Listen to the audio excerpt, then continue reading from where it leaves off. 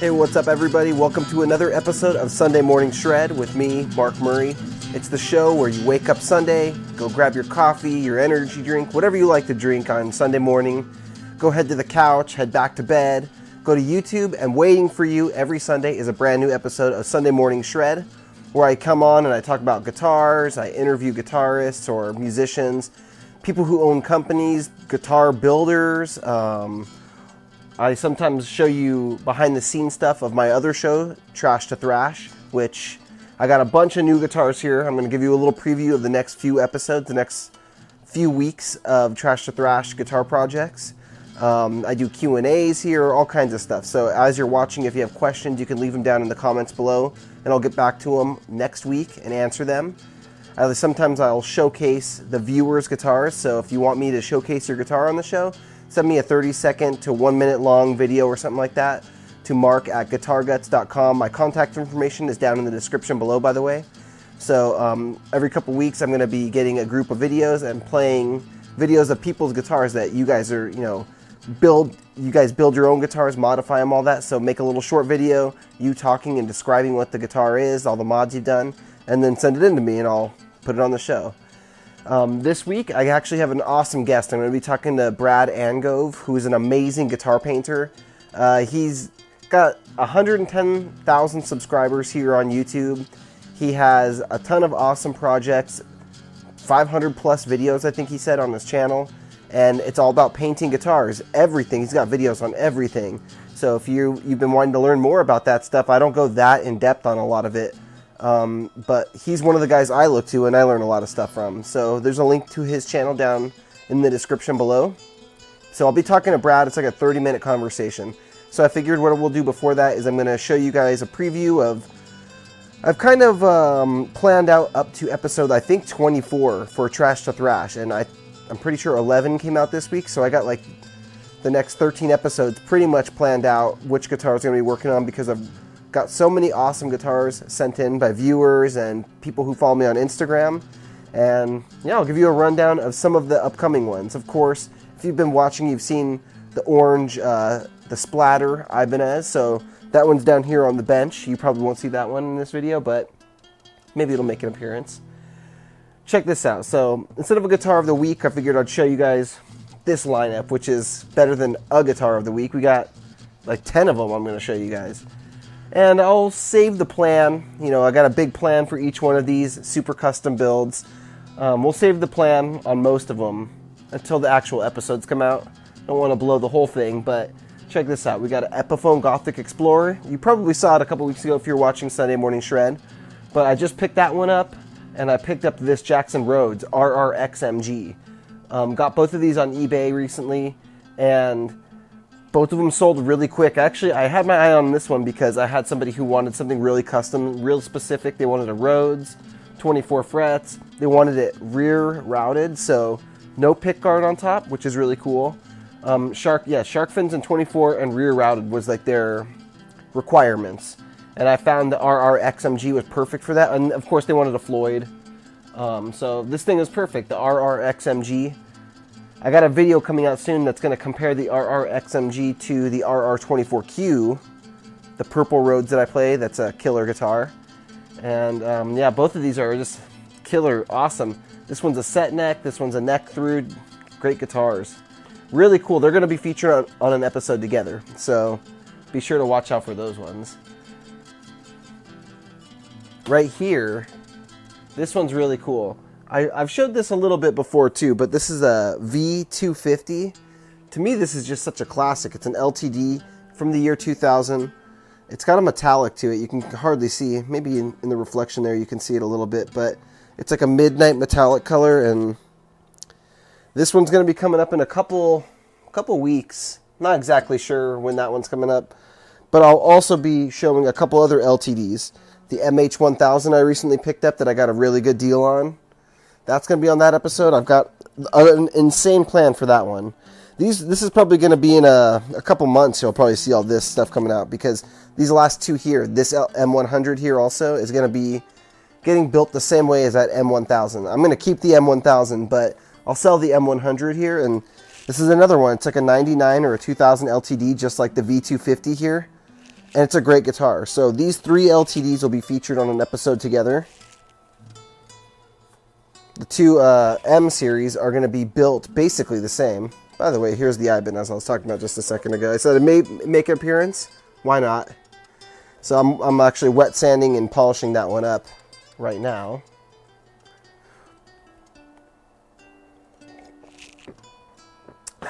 And then over here, oh yeah, we got one more down here actually. An American Strat with a maple neck. You can probably guess what I'm going to be doing to this one. Put your guesses in the comments. If you're new to the show, if you're your first time watching, your second time watching, if you leave comments and questions throughout the show, I'll try to get to them on next week's episode. So if you're a new viewer, welcome to the show. And if you're a returning viewer, it's good to have you back. Thanks. Be sure to hit the subscribe button, hit the notification bell to be notified every time a new video comes out.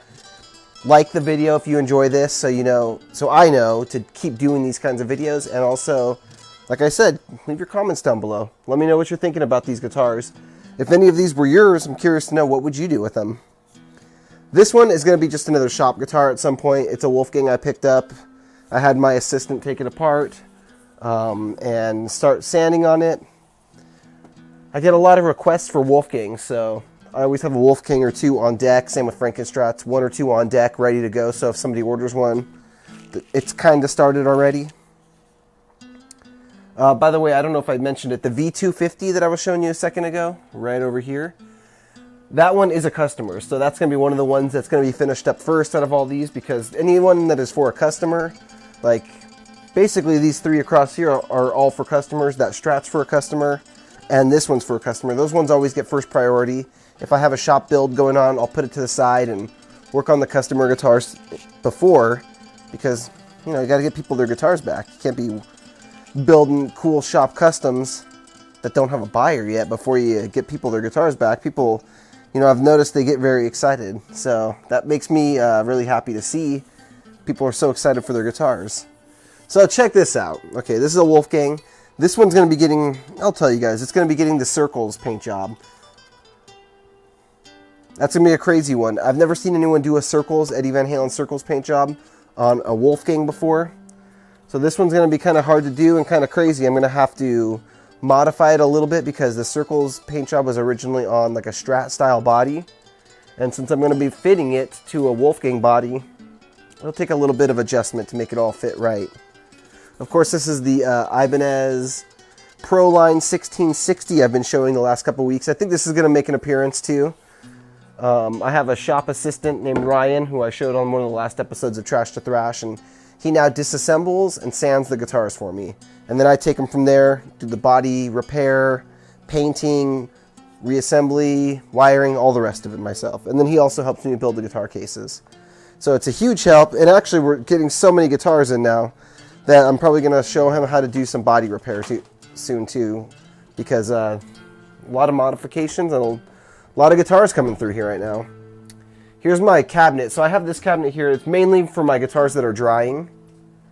And here is the purple and teal Tiger Road. So what happened to this thing? It had black stripes on it. Some of you probably recognize this one from Trash to Thrash.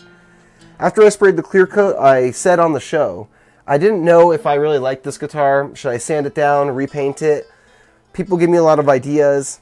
I've had a million people ask me if I'm going to be building another Alien Blood Rhodes because people want to buy it. So I was thinking maybe I'll sand this one down, paint it with the Alien Blood Rhodes colors, and sell it because I'm trying to sell guitars here. I don't want to build some crazy striped guitar that no one wants to buy when I know people want this guitar style with the Alien Blood. So I put it to, out to the people, and so many people, it was split pretty much down the middle. A bunch of people said build another Splatter Rhodes Alien Blood. A lot of people said leave it how it is. A lot of people gave me other ideas. So I said, I did like the way the colors work together, but I did not like the stripes I put on it. So I said, I have a lot of customer guitars coming up. Ryan, sand this thing down. I'll throw it in the booth. I'll repaint it at some point since it didn't need any body repair. He sanded it, in a half an hour. Gave it back to me while I was painting some other guitars. I threw it in there real quick.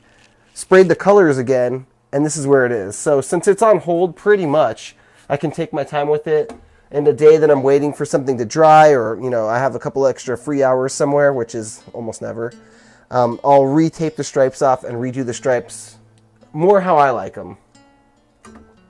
This is another one. It's a shop guitar. If you've been watching Thrash to Thrash, then you know this guitar. This is the Kelly, Crackle Kelly. Check that beast out. It's got its clear coat now, but it's going to need to be wet sanded and not wet sanded, just sanded, leveled, and polished up. So that one's kind of on hold for a little bit too, because it's not a sold guitar. Same with this one, Roswell. I did end up repainting this one, and I threw some clear on it. I did it in like a purple metallic, which to me it looks so awesome on this guitar style. So I did some clear on it, but this was like a very gritty feeling paint. So I'm going to throw some more clear on it. Probably give it a little light sanding, because you're supposed to sand it before you just throw more clear on it if it's a couple days apart. So that one will get a little bit, 800 grit sandpaper, and then more clear coat. This is another one coming up soon. Let's see if I can zoom out at all. No? Okay, well. This is called an Arbor. It's made by a brand called Arbor. The Flying V. It's obviously like a Concorde style knockoff. It's been through hell and back. It's like a 1982 model or something like that. In transit, it got broken. FedEx was very unfair to this thing, and the customer, Alex, brought this to a FedEx store. They packed it for him. They packed the guitar upside down, so it was sitting on the headstock. And then when I got the box in, I could feel it moving around in the box, and that's never a good sign. The guitar should never be floating, hitting the sides of the box and bouncing around. It should have a lot of padding on both sides, all around it, so that it's nowhere near the sides of the box, and when you shake it, there should be so much padding that the guitar is suspended in the middle of the box within padding, not bouncing off the sides. So right away, I knew something was wrong. I opened it up.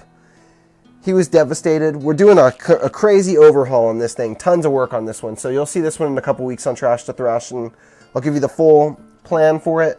But I told him I'll repair the headstock at no charge, because he did not get insurance. So anytime you ship a guitar anywhere, always get insurance. It's usually $10, $15, but it is so worth it. I mean, when something like this happens, it's just a huge bummer to have someone's guitar come in broken like that. I'd never heard of Arbor, and then all of a sudden, a week after, or 2 weeks after that one came in, this one came in.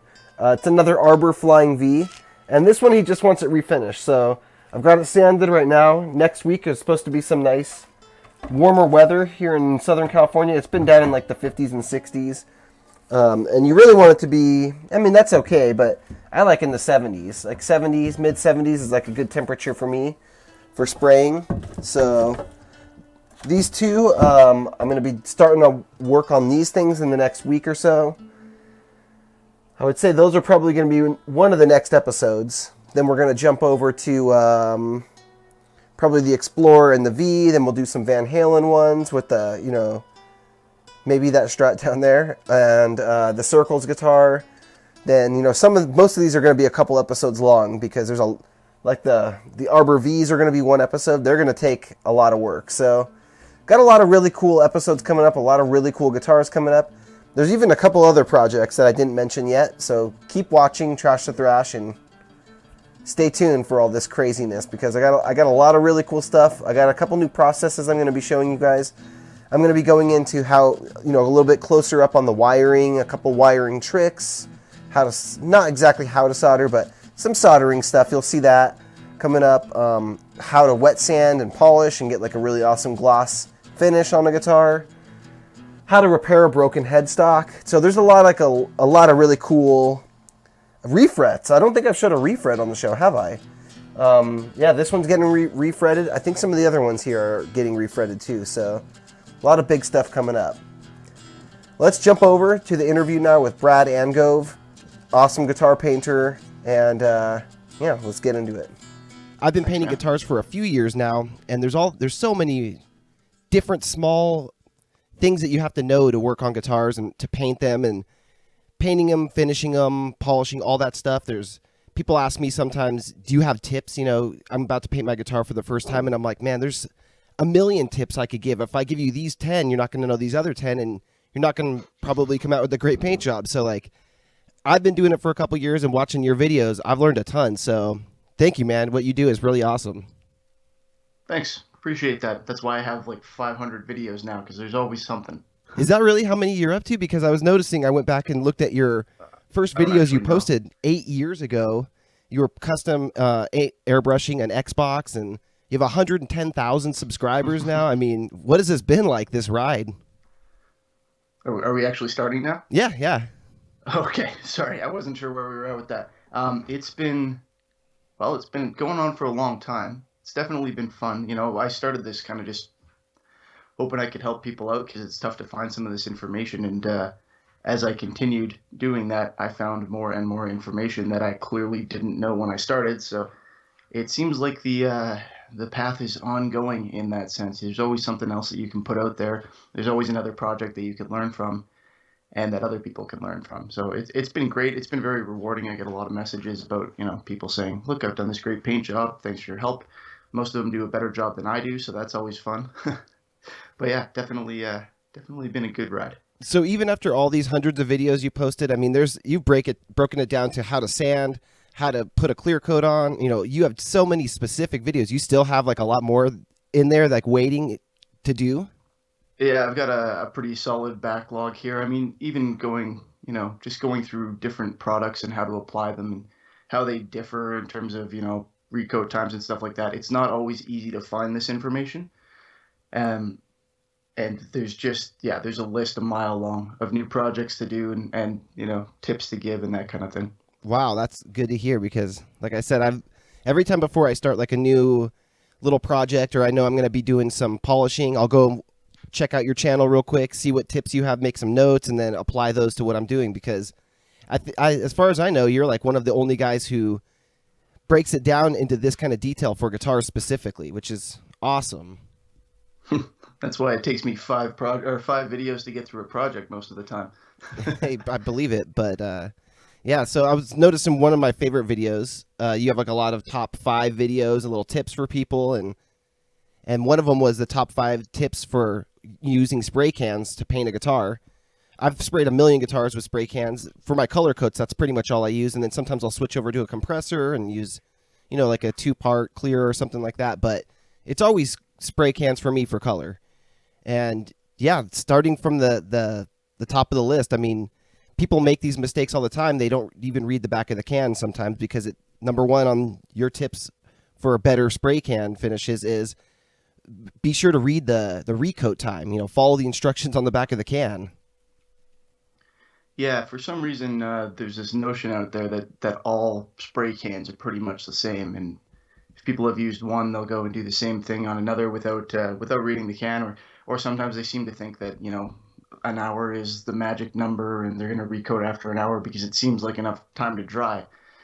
But it's actually an important thing for you to get it correct, because if you wait too long to do a recoat, then your paint won't bond chemically and you'll have to sand in between. And then you end up with problems where people are doing that too soon. If you recoat too quickly, then your paint's going on too thick at once and it'll never dry properly. So there's kind of a lot at play there. And, you're not going to generally make a mistake that you can't fix when you're painting. Worst case, go back and do it again. But people hate doing that. So, you can save yourself a lot of trouble by reading the can, making sure you understand what type of paint it is and how it works, and whether it's going to bond chemically or mechanically, and after how long. And that's all kind of based on recoat times. People are afraid to go back and fix problems at the beginning when it's easier, like you were just saying. And one thing people ask me all the time is, should I sand it before I do my clear coat? I did my colors last week on the weekend. Now it's the next week. And I'm ready to do my clear coat. And I don't want to sand it because I don't want to mess it up and then seal all the scratches in from my sandpaper. But the truth is, you do need to sand it, right? Before you put your clear coat, and then that's going to kind of cover up those scratches. Yeah, so sanding before clear coat can be daunting. And like you said, a lot of people are afraid that they're going to make all these sanding scratches and then those are going to show up in the final clear. There are paints where you don't have to, of course. For example, the vintage nitrocellulose lacquer formulas, they melt right into each other. Each coat will just bond to the prior coats without having to abrade it. But usually, what you want is to scuff up that finish underneath, particularly if it's a gloss, so that your clear coat has something to bite into to make sure that it sticks properly. I mean, if you spray clear coat without doing that, it'll probably stick for a while, but there's a chance that it may delaminate because it just doesn't have anything to grab onto to get that mechanical adhesion. So we sand almost always before clear coat. Something like an 800 grit sandpaper is very fine, and your clear coat's going to have enough thickness to fill in all of those scratches. You won't be able to tell after. Yeah, they become invisible. They're filled in by the clear coat, right? Definitely, yeah. Yeah, I think that's something that I think it seems counterintuitive. Just like, when you go to sand after your clear coat to level everything, it's again, it looks pretty good sometimes after you do your clear coat, but it's got a little waves, and some people are like, I think I'll just leave the waves because I don't want to scratch it up and make it and ruin what I just worked on for the last month. But the truth is, when you're working on a guitar, if it takes you a month or 2 months, you may have this guitar for 30 years. So like when you think about it, it's this much time to work on it and this much time to own it, like it's totally worth it to put the time in the beginning and just, do it right. Absolutely. And the sooner you raise a good point about sanding your clear coat after to polish it. It's part of the process for leveling it. But when you're working with your color coats and your mistakes and all of that, the sooner you fix a problem, the easier it's going to be.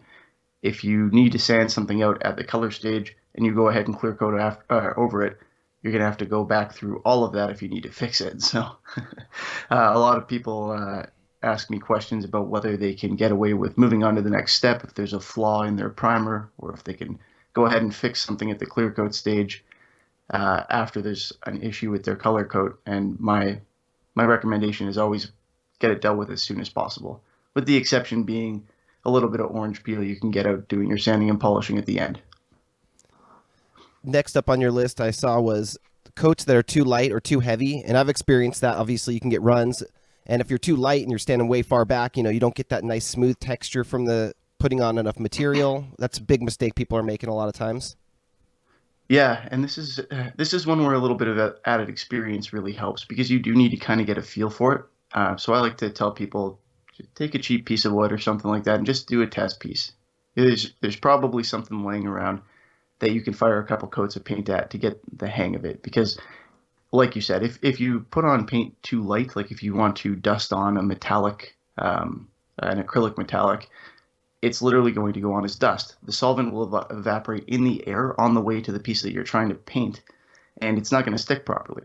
And you can seal it in after, but it can move around when you put clear coat on it and stuff, because it's just not stuck on there with any solvent. So you need to have it flow a little bit usually, but it also depends on the type of paint you're using. You're going to flow out a polyurethane a lot different than you put on a nitrocellulose lacquer or an acrylic. So it's helpful to test it out and see what actually works to get it to build up. The big one though, I would rather see people do that a little bit and go too light than go too heavy. Everybody seems to want to get their coverage done in one coat. And then for some reason, you get people who put on 7, 8, 10 coats, which is usually wildly unnecessary. And if you do one of those two things, you're probably going to end up with paint underneath that doesn't dry all the way.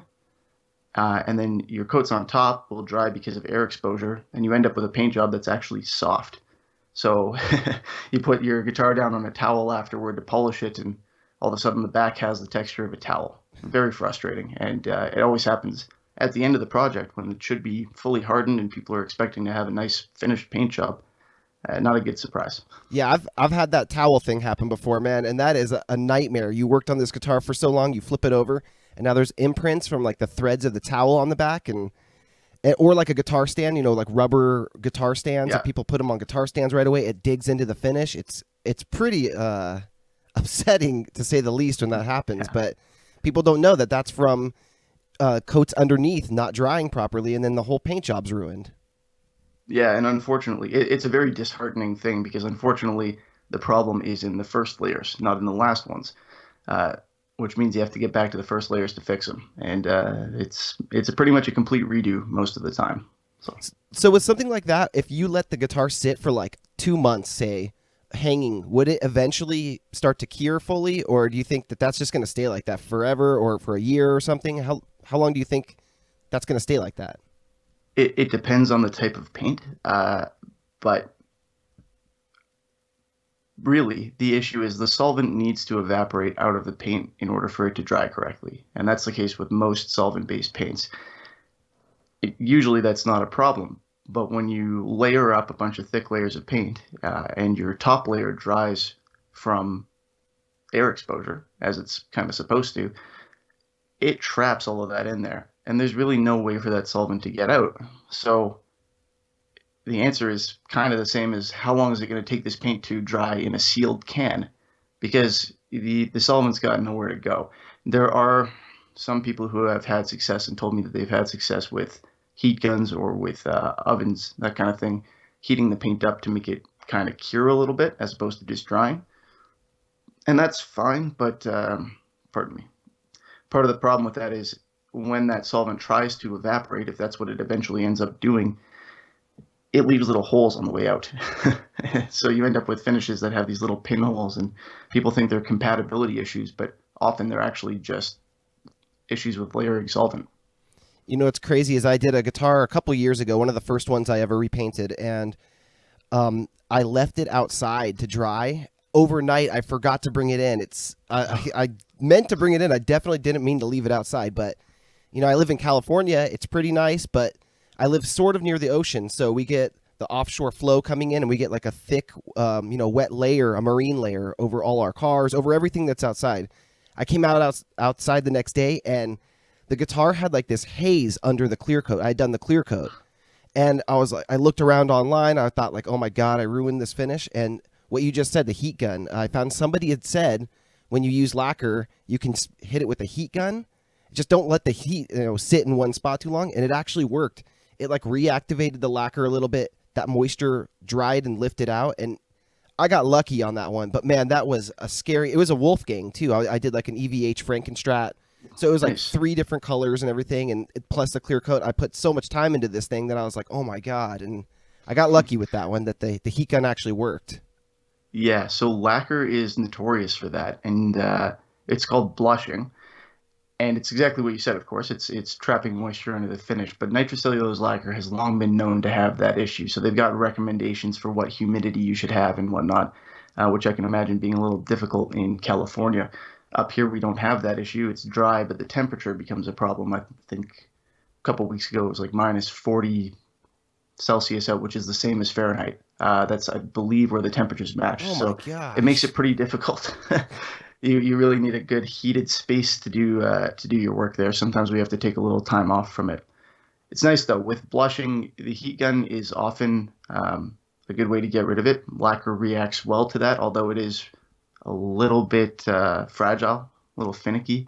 So you got to be careful not to melt it. A lot of companies also make blush remover, which is essentially just a solvent. It's pretty close to lacquer thinner, and it just reactivates that top layer, wets it again, and then that moisture can evaporate out, similar to how a solvent would from a lower layer. Whereabouts in Canada do you live? I am in Alberta, Edmonton. Okay, so What are you looking up? You looking up coldest places in the world, trying to find Alberia here? dude, minus 40, that's ridiculous. I have a couple of friends who live in Canada, and I think must have been like a couple weeks ago when it was that cold. You guys had a storm, right? And like it was like a ton of snow overnight. Yeah, a little bit of a blizzard. My Now it's friend warm said- again. And my buddy sent me a video, and it was like it got like 13 inches of snow in one night, and they had to get the plows out and shovel out their whole driveway. And I was like, I do not understand how people can live like that. That seems crazy to me. I'm usually I don't know. I run a little hot. Some people prefer it being a little cooler out. It is a large source of complaints up here, though. I'll be honest. We probably, I see you got a kettlebell. You're probably swinging that kettlebell in the morning, then you go out and you're all ready for the day. Oh yeah. Well, it's COVID, so my memory is just long enough for me to remember the last time I worked out, which feels like it was easily a year ago. Really? So the next thing is mixing different types of paints, which that's like a day one beginner. Everybody makes that mistake. I think they go to Home Depot or the local hardware store and they find some colors that look cool, and then everybody just chooses lacquer because they think lacquer means clear coat. So they all buy lacquer and then throw that over enamels and other kinds of paints, and it doesn't always react well to each other. No, and the lacquer clear coat confusion is always an interesting topic because in some countries, lacquer is the word for clear coat. But really, as we know here in North America, lacquer is a type of paint. And again, there's this kind of misconception that people have that, well, what kind of paint did you use? I used spray can paint. Well, what does that mean, right? Like there, you can get a number of different types of paint in a spray can, and some play well with others, and some don't. Unfortunately, sometimes it's difficult to tell the difference. So you get someone who will use an enamel based color and then try to do a second color with an acrylic or an enamel base and then try to lacquer over it. And that's the big one. Those two do not like each other. But really, enamel is not meant to use with another finish. So there are a lot of layered finishes that can be done, but don't use enamel in them if you're trying to use other types of finish as well. It's it's again a matter of reading the can, and some of them aren't particularly clear, and it helps to stay within the same paint type or same paint system. But if you read the can, you can usually figure out what's going to work with it to some degree, and then a little bit of experimentation. For example, I've never really had anything react poorly to a 2K polyurethane clear coat. I've never put it over an enamel because that stuff is unfriendly to other paints, but acrylics it can work on. I've seen people use it successfully, and I've used it successfully on lacquer, raw, metals and stuff like that with a little bit of adhesion promoter. Some of these paint types just don't really react to others, so they're very useful to know about. It kind of even goes back to what you were saying a few minutes ago about just getting like a piece of wood and testing it. Or anytime someone's selling a guitar cheap, 30 or 40 bucks for a no-name guitar, I'll always buy them and use them for experimenting guitars. I'll even tape off and do the front one side, the front one way, tape it off, do the other side another way, and experiment and kind of compare the two. And when you're using new products, I always like to test them out on things. Sometimes a piece of wood's good, but then I also find just a raw piece of wood doesn't react the same way as a guitar does that has a previous finish on it. Like a raw piece of wood will absorb the paint differently. So I like to do it with guitars, actual guitars. Yeah, absolutely. And you can get, obviously, you can get cheap old guitars. You can get cheap pre-finished guitars from some manufacturers. Or if you're building finishes from raw wood up, you can practice on that. And even in that set of circumstances, different types of wood will react differently. Like you don't need to grain fill maple, for example, because it is very dense. But you do need to grain fill mahogany, otherwise you have little lines that show up in it because the grain is very open. So it is helpful, absolutely, to try building your finishes on something that's similar to what you're actually going to be painting. And, well, we paint guitars. This is why I always have at least one or two test bodies kicking around to try out new paint jobs and stuff. But if you've got a reasonably hard surface, something that's not porous like wood, you can use it for testing, different spray cans together and that sort of thing to see if they'll react and to see if your recoat times are correct. But of course, yeah, it's nice to do it on a guitar, even if you're just trying it out. People are always trying to fix wet paint. That seems to be another issue. A bug lands on it, something happens, and I've seen in your video you say it's better just to leave it, let it dry, and then sand it, fix it after. Yeah, so patience is a virtue when it comes to painting. There are ways to fix some problems in wet paint, but the common ones, like you said, you get a bug in there or a hair or something like that, and that can be sanded out or denibbed after. It can be taken out once the paint's dry. When you try and grab it out of there while the paint's still wet, well, it seems almost silly to say it. It's the predictable problem. You end up with fingerprints, smudging, all sorts of nonsense. Another thing that people try to fix too early, in my opinion, is runs and sags. You get a drip that's happening on your guitar. It's common, if you're not really experienced with this stuff. A lot of times the paint goes on a little too heavy, and then you need to wait anyway. You need to let it dry fully before you move on. Otherwise, you'll have that softness problem that we were talking about. So the way that I deal with those is to let them dry completely, and then I just sand them back flat. There are ways to chase runs out of a finish and stuff like that while it's still wet, but they're complicated, and they're very difficult to do with spray cans.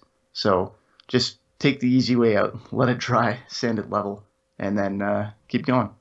So say you're spraying your color coats using some Rust-Oleum 2X, for example, and your first coat, you're going to do maybe 3 coats or so. Your first coat, you get a hair in it. Do you wait like 10 minutes, between the recoats? Do you do it right before you do your second coat, or do you just you don't want to trap it in with more paint, right? So you'd want to pull that off right Right. before you do your next coat. Yeah. So if it's a small item like a hair, for example, you can wait 15 minutes before spraying your next coat. And at that stage, usually what you end up with is paint that is not wet, but it is still soft to the touch. So it's flashed off. It's not dripping. It won't move around anymore. But if you touch it, you're still going to leave a print. If you've got something like a hair that's sticking up that you can grab really carefully and pretty much not touch the paint at all, fine. That would be the time to take it out. And then you can move on with your normal recoat schedule. If you don't have, if it's buried in there, if it looks like it's going to be more difficult, wait a day. With the Rust-Oleum 2X, for example, they've got, I believe, usually it's you recoat within 10 to 15 minutes, or you wait a full day and then you sand. So that's all you really need to do is just wait a day, come back, get that out of there, sand it smooth, move on. Adds 1 day to the schedule. But I feel like if you need to paint things so quickly that you're doing high volumes, you're probably not coming to me for for painting advice. Yeah, and then I agree. The 1 day delay is not a big deal when you're talking about the life of a guitar. So just wait a day. Yeah. And then the final number 5 on there was sanding before the clear coat, which we were just talking about. It's not it shouldn't be as scary as people think it is. And then try it out on something else before is what I always tell people. Try it on a tester body, a piece of wood, whatever, and you'll see. Once you actually do it, you'll see that the clear coat's going to make everything work out fine. Yeah, and it actually makes your clear coat layout smoother, notwithstanding that you need it for the grip, for the adhesion, but it's going to make it look better in the end too. The key here is to get the right grit. Some people, and it's completely understandable, but some people think that it's appropriate to sand with like 2000 grit before clear coat because it's really smooth and they want a really smooth finish. Problem is that's too smooth. And when you're sanding with something like a 2000 grit paper, you're not giving your clear coat anything to bite onto. It's the exact same problem that you have without sanding. If you go in there with a 60 grit, you're not going to be able to fill that with your clear coat. So I would usually go with an 800, but anything from a 600 to 1,000 is probably fine. Do you find that there's a big difference in the quality between different brands of sandpaper? Yes. So what would you recommend for people for guitars? I'm still working with different types of sandpaper, kind of trying to determine what my favorite is. But the proper recommendation here is use sandpaper and buy sandpaper like someone else is paying for it. The thing is, if you're willing to switch pieces frequently, then it's not as big an issue what quality you use, at least when you're doing your wood sanding. When you move on to your clear coat sanding, that's where the differences become a little more apparent. And those really high grit sandpapers, you can tell they're expensive. My favorite for the clear coat sanding when I'm going to do my polishing work is probably the Trizact pads from 3M, followed by the Mirka Abralon. But those are really nice, like high quality, expensive automotive grade sandpapers, and they allow you to do your sanding and your polishing dry and that sort of thing. You can get away with a less expensive, pretty standard sandpaper if you need to, if you're doing a wet sand job. But you're not going to use that much, particularly the high grit stuff. You're not going to use that much anyway. So I say opt for the good paper. Get something from Norton or 3M that you know is going to work and it's not going to have inconsistencies in it that are going to leave weird swirl marks and stuff like that. How'd you get started with painting? Because you obviously been doing it for more than 8 years, and you know this stuff like as well as anybody I've ever met. What was your start with this stuff? So I started working in kind of custom manufacturing when I was about 14 in a warehouse, and I learned a lot of kind of the basic coding stuff there from the guy who owned the place that I was working with, because he would show me how to do a finish, and then I'd have to go do. It's a warehouse, so 200 of them or something like that. And then I developed an interest in guitar and other stuff, snowboards, whatever. and I worked a little bit at a body shop, very little bit. But mostly what I did is I started playing around kind of after hours and stuff like that. The boss was nice and he let me do that at the shop, and I do custom painting on my own items. And every time I had a problem, I had to figure out how to fix it. So I just learned that way through experimentation and a lot of research. I took a couple classes on airbrushing and that sort of stuff from a guy who runs a custom auto body shop here, and yeah, figured it out. It's been 15 years or so that I've been doing it now, so learned a few things over the course of that. Okay, so you're like 30 years old or something? 31, yeah. 31, okay. And I saw that you have your own branded art. You have your brand of guitars, which I'm guessing over your right shoulder. That's what those are right there, right? Over there? Yeah. Oh, those are just, yeah, well, they're just custom builds that I've done. I kind of set up my brand of guitars last year for the Great Guitar Build Off, mostly so that I could have something a little more unique to auction off as part of the charity auction that we did. So I'll be using that this year as well. But yeah, these are mostly kit guitars and stuff like that I've built and done tutorials for. That's still the main reason that I do them. A couple commission jobs here and there. I may expand that a little bit, but of course, as a lot of people who watch me know, this isn't my actual job per se. So my time is a little bit limited on it. I just try and do my best. See, I was wondering about that because I always see you. You're in this warehouse. It's the same place pretty much every time. Yep. You have all these videos. You've been working there for a long time. So is that your work, or is that your shop, and you still have a full-time job? Yeah, so that's where I worked for a very long time. Starting when I was 14, it was largely the same place. I had some other jobs along the way, but I worked there for well over 10 years. And I still do some projects there. I help out with some of the more unique and unusual stuff, like the metal finishing and that sort of thing, when I'm needed. But that's not my main job. I work in an office for the bulk of my time. Yeah. I would have never expected that. I thought for sure you worked in a wood shop and you sold your guitars, sold your art. When people see these YouTube people like myself or you, we always see just the things people want us to see, obviously, the videos and the projects we're working on. But yeah, I thought that was what you did all day, that you wake up and you're like, okay, what guitars we got to work on today? And you got custom orders and all this stuff going out. No, that was, yeah, well, we've talked about kind of how I started that, and then I continued working at that place and doing this stuff to essentially pay for what now feels like an absurd amount of university. And finally, I have a day job.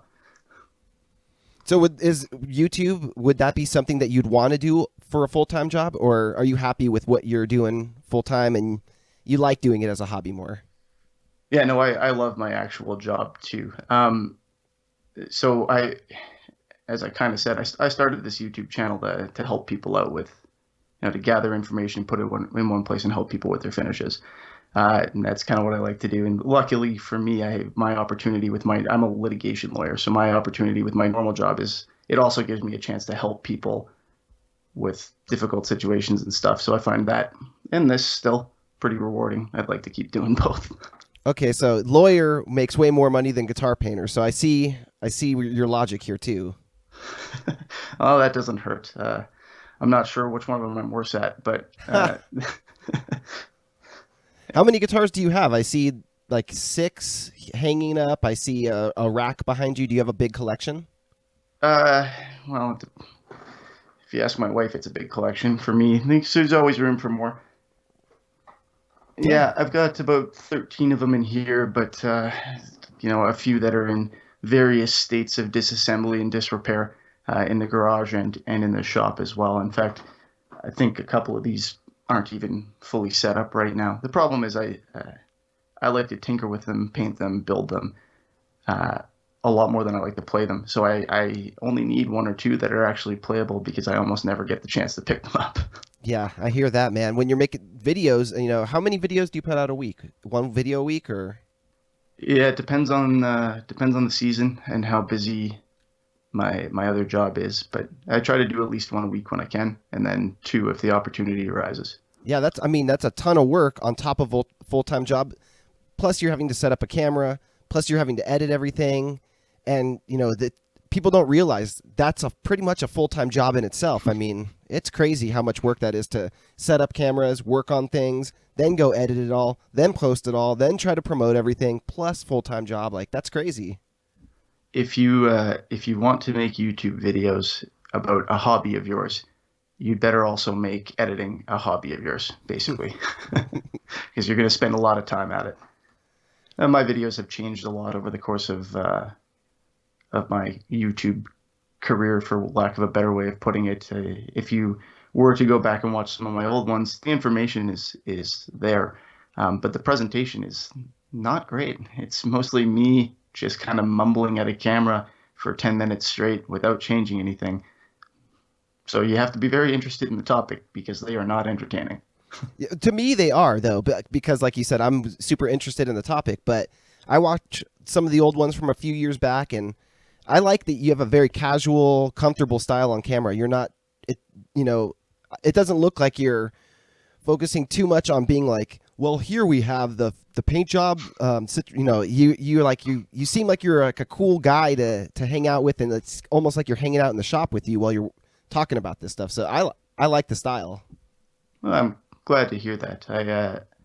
I got a little bit of experience with presentation and teaching and stuff kind of part way through my YouTube. So I think you can probably tell the difference in presentation style as you make your way through the years there. Well, dude, Brad, I've taken up enough of your Sunday here, and I appreciate what you're doing, man. Your YouTube channel is killing it. 110,000 subscribers. I mean, that's awesome, man. So congratulations on all your success so far. And, thanks for coming on. I appreciate it. Can't wait to see what you do next. Thank you. Thanks for having me on. This has been great. Absolutely, man. Talk to you soon. Have a good one. You too. All right, that was awesome, man. Thanks so much to Brad for coming on. That guy knows so much about spray painting and just painting in general. Using a gun, doesn't even have to be spray paint. Finishing, all that kind of stuff. So it was really fun to talk to him and pick his brain a little bit, get some of his tips from him. And yeah, I watch a lot of his videos, so it was cool to talk to him. Lots of stuff coming up. You guys can see we've been very busy around here, so I appreciate you guys watching. I also just got a new machine, so I can make my own headstock decals. So if anybody needs headstock decals, send me an email, mark@guitarguts.com, and I can make any brand, basically any color for you. And you're gonna start seeing that on almost every guitar I do when I refinish the headstocks. I don't know if it's because there's not a lot of people out there selling them, but there's been like a weird shortage of some of the brands that I used to be able to find no problem headstock decals that were like the one-to-one image of what comes from the factory. I used to be able to get Jackson ones like nothing. And I don't know if it's because I mentioned it here on the show, on Trash to Thrash. The Rhodes episode got over 30,000 views. All it takes is 10 people to go out and buy them. There was only like 10 available up for sale up on eBay where I was getting them. And now they're sold out.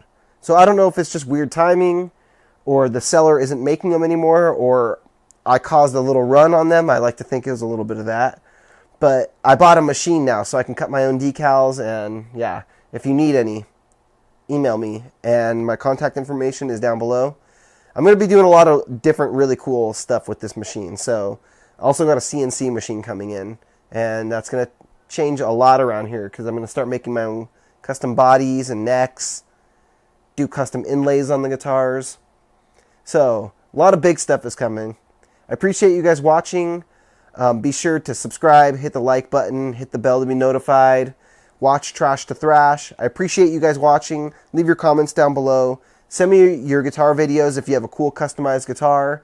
And I will see you guys on Thursday for Trash to Thrash. Then I'll see you guys again back here next Sunday for Sunday Morning Shred. Cheers, my friends.